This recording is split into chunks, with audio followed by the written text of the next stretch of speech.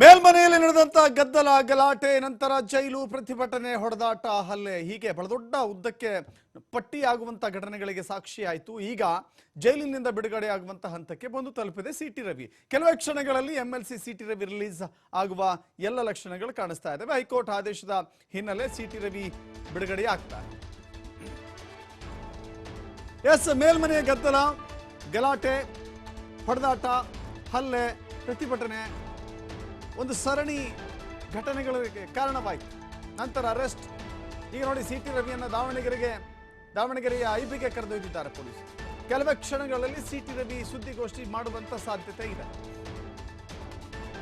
City Ravi ಬಂಧನಕ್ಕೊಳಪಟ್ಟ ನಂತರವೂ ಕೂಡ ಕೆಲವಷ್ಟು ವಿಷಯಗಳನ್ನ ನೇರವಾಗಿ ಹೇಳ್ತಾ ಇದ್ರು.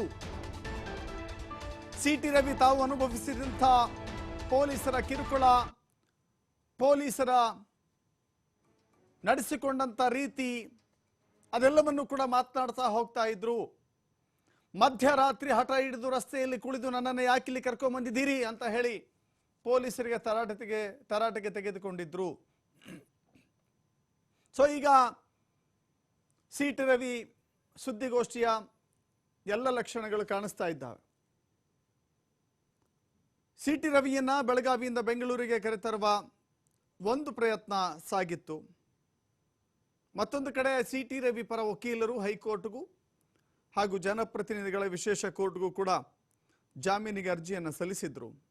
ಒಂದು ಮಧ್ಯಂತರ ಜಾಮೀನು ಹಾಗೂ ಜಾಮೀನು.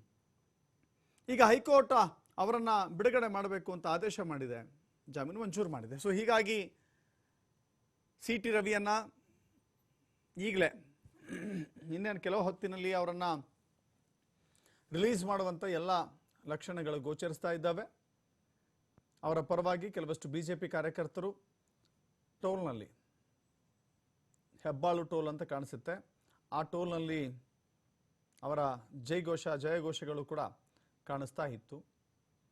ಸೊ ಒಟ್ಟಿನಲ್ಲಿ ಅಲ್ಲಿ ಆಗಿರುವಂಥ ಬೆಳವಣಿಗೆಗಳನ್ನು ನೋಡ್ತಾ ಇದ್ದರೆ ಸಿಟಿ ರವಿ ಸದ್ಯಕ್ಕೆ ಬಿಡುಗಡೆ ಆಗ್ತಾ ಇದ್ದಾರೆ.